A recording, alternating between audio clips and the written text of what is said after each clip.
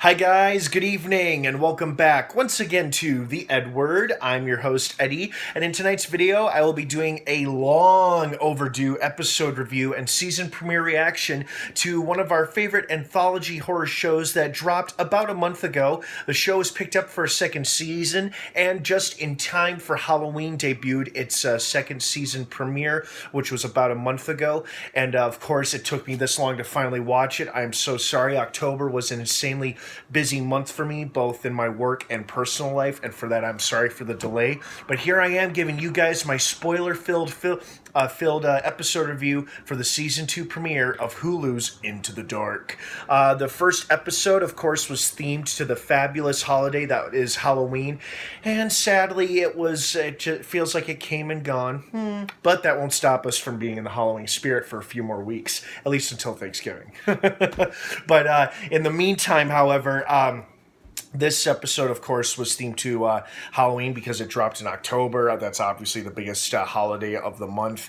And, the episode itself took place on Halloween, as it should have, like the series premiere did about a year ago.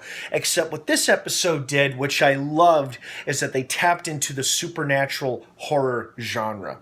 Like, with all due respect to the first season, to the series premiere, that was about a hitman trying to, hide a body, one of his victims, on Halloween night, and people just assumed it was part of his costume.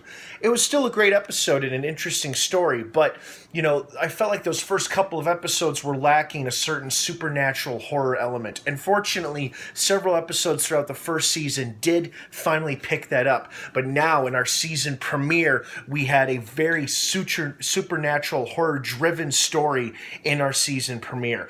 And of course, it was one of those typical, let's play a scary game, what could possibly go wrong, and then secrets come out, and then that creates some tension and conflict amongst our characters who are now in a fight, in a life or death fight while playing a board game with some supernatural element and entity haunting them while doing it. I mean, it was a bit of a predictable plot, sort of, but that's okay, because it still made for an entertaining episode. At least I thought it did. It was awesome seeing the guy who played the jerk boyfriend from last year's huge hit Halloween 2018. He actually ended up surviving that movie, and I'm wondering if we'll see him pop up in Halloween Kills next year, or possibly Halloween Ends, because we did not see his character die in Halloween, and it stands to reason he could return in both films. But anyway, getting distracted here. It was just great seeing him in another horror-based project, and he did a great job. The guy's name is Dylan Arnold, as did everybody else in this episode, especially the girl who played Uncanny Annie. There was always a neck-cracking or a muscle-cracking, joint-moving noise every time she moved her head. Even if she wasn't cracking her head or her neck, it was always like...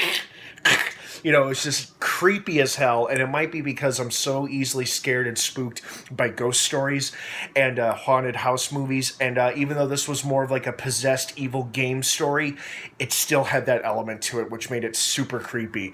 They also broke the traditional horror movie mold, which is where, there's usually the final girl in these horror films. That's usually in the slasher genre, that's usually a given, but in this case, it felt like, that could have applied here, except they ended up killing her in the very end, which meant that she was probably still in the game in that final scene, which is why Uncanny Annie could appear. And as cool as it was seeing her pop up with a drill and attempt to destroy her by drilling into the box from whence she and the cards came, it seemed like her efforts were for nothing, because unfortunately Wendy ended up dying all the same. And I suspected it was going to be something like, somebody slept with somebody's boyfriend or girlfriend, and that's going to lead into some of the tension and drama that's going to eventually come out, and sure enough, it did.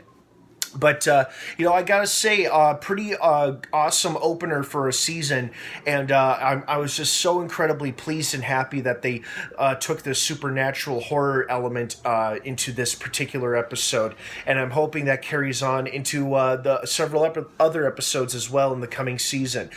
Just yesterday, I believe the November or Thanksgiving-themed episode dropped, which is called Pilgrim, I believe. I'll be doing an episode review and upload of that shortly. but because this one was obviously so overdue, I wanted to address this episode as well. So overall, very enjoyable, a bit predictable at moments, but everybody did a great job acting-wise, I thought. I was pretty shocked that the girl who I thought was going to live until the very end, Grace, I think her name was, yeah, the one in the like sobbing makeup look, had her throat slashed almost towards the end of the episode. I was like, oh damn, I thought she would be our final girl, because she seemed like, out of all the characters, frankly, the most sensible one, and she seemed like an overall badass too. Like, she automatically went into the kitchen, grabbed a drill, a great tool, but also apparently could be used as a weapon, and she was just ready. Okay, like, she wasn't like gonna take any shit, she was just gonna fight back, but sadly